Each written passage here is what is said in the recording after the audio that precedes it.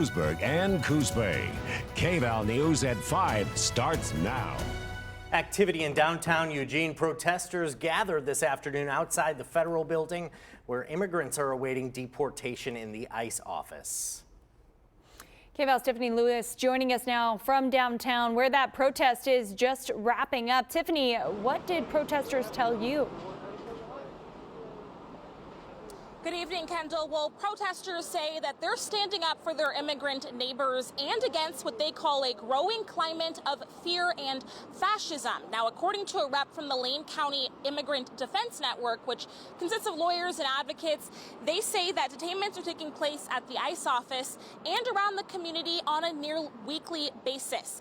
Now, protesters chose today to show up after a call to action on social media, and Tuesdays are typically one of the busiest days at the ICE office.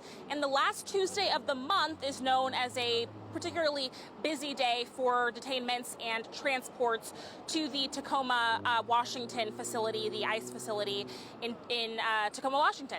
We'll continue to follow this story and reach out to ICE to ask them about these near weekly detainments and why they're taking place. I'll toss back to you in the studio. I think it's important for people to understand that ICE is already here. They've already begun the kidnappings and disappearances. These are people that showed up for an expected court appearance. We're not expecting to be kidnapped and renditioned out of county, torn away from their families.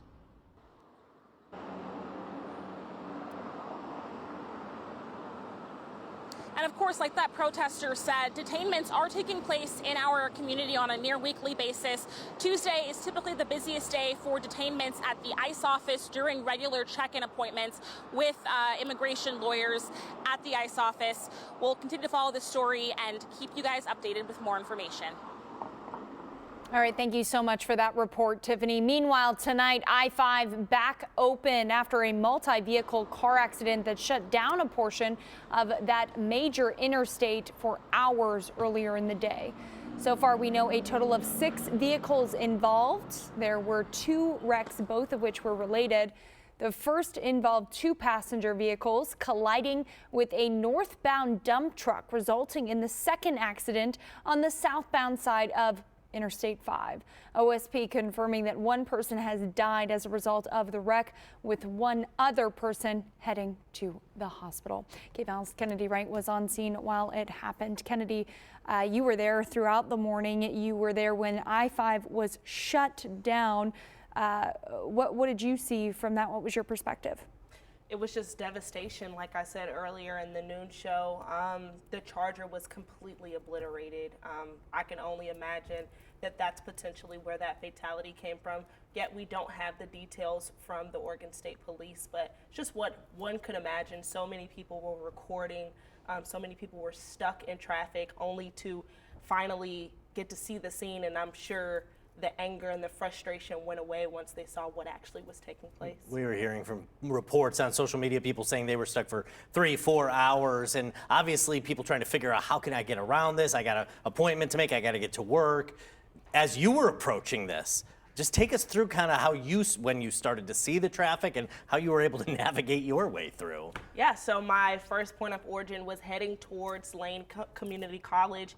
Then I was able to actually see the backup, and I was just like, well, I gotta go in. I have to go see. So they were diverging traffic to exit 188, and then as I was on the shoulder of the interstate, they actually opened it up, and I thought, well, maybe the accident is clear, maybe everything has gone away, only for us to go outbound just to see, like I said, the devastation on the other side of the northbound and lanes. So yeah, and they had the trucks stopped, and people were actually reversing to leave the interstate because for 3 hours there's kind of no hope of, I have appointments. I have one lady left a comment on Facebook saying that she had a surgery that she had to reschedule because of the traffic. So.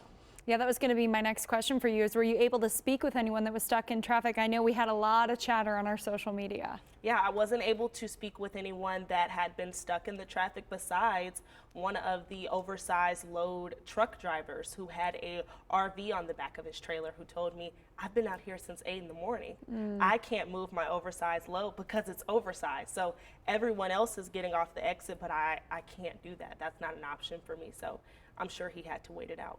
Certainly a frustrating situation for them and a tragic situation for the accident involved. We'll continue to look into the details surrounding that accident and provide you with more as soon as we find that. In fact, you can always follow us with more information. Go ahead and scan the QR code on your screen right now. That will take you to our Stay Connected page where you can access all of our digital assets. Again, our KVAL team was live throughout the morning. We were on Facebook, YouTube, Instagram, showing that crash and traffic backup. Kennedy was providing a lot of information. So if you go ahead and scan that QR code and follow all of our social media assets, that's a good way to stay up to date throughout the day as we break news and share information that we learn directly to you on those platforms. Well, the chance for isolated thunderstorms continuing to pick up over the coming days as storms in central Oregon are working their way into eastern Lane and Douglas counties. Fire weather conditions are expected to pick up through midweek with a busy couple of days in the forecast before quieter skies settle in toward the weekend. Alan, we've been talking about these thunderstorms all week. And unfortunately, there's already some thunderstorm activity in the Cascades. We actually do have a couple advisories that are related to that. In fact, let's go to the map right now because we do have fire weather warnings. This is basically a red flag warning that will be in effect tomorrow. This is for the Cascades in Lynn, Lane, and Douglas counties. You can say they start at different times Wednesday morning, but they all end Wednesday night at 11 o'clock. Again, looking at thunderstorm potential, could create some dry lightning and some gusty winds. Now, there's also going to be a fire weather watch in effect for most of Douglas County and parts of Coos County. That's going to start tomorrow night at 8 and run until Thursday morning at 11 because they're also looking at the potential of some fire or thunderstorms. Now, keep in mind that the chance of thunderstorms is actually going to be higher in the Cascades than it will be down in the valleys. And right now, it looks like Willamette Valley doesn't look like a chance of rainfall right now. 91 degrees in Eugene under a partly cloudy sky and north-northwest wind at 12. And as we take a look at the radar satellite, there's that thunderstorm activity I was talking about. Again, you're seeing that in the Cascades right now, and that's something to keep an eye out considering how dry it's been. We'll break all this down with your full forecast coming up in just a little bit. All right, those Cascades, those thunderstorms in the eastern part of the Cascades and throughout our area also contributing to the Piper Lake fire along the eastern border of Lane County. The Forest Service saying that fire likely originated from a series of thunderstorms that, again, are east of the Cascades. According to the Oregon Office of Emergency Management, the fire is reportedly 17 acres in size. Of course, that's an estimate for now. No containment that we have been made aware of for exactly how many resources, but we do know aerial resources were brought in to fight this fire, and it continues to be a battle today. Well, an under-examined part of wildfire season is the role ODOT plays in it. Despite a special session scheduled for next month, uncertainty around the department funding persists. Our Salem Bureau reporter Vasily Varlamos explains how cuts could reduce ODOT's ability to quickly respond to emergencies beyond just fires around the state.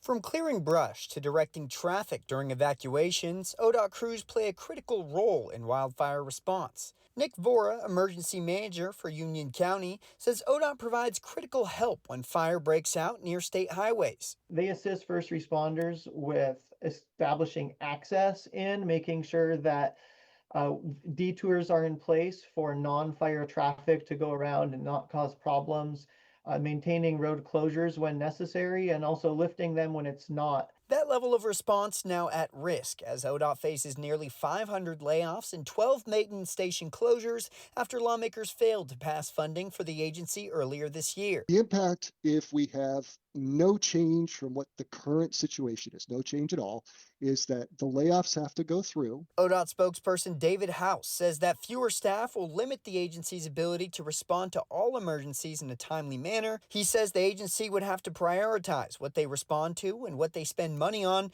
leaving less personnel and equipment to respond to some incidents. We've already seen some impacts in lower staffing out on the highways this summer.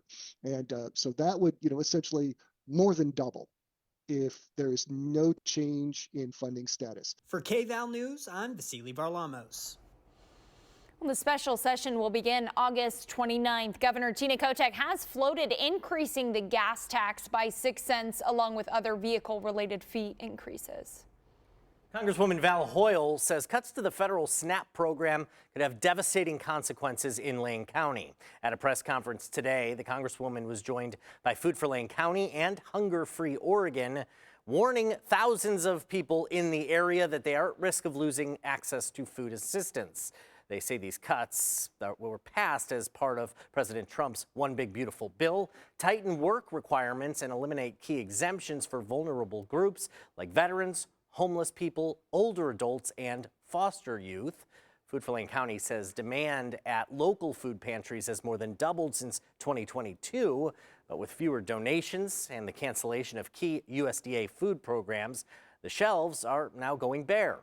Hoyle also noted that SNAP benefits only provide just over $6 a day, or an average of $187 a month.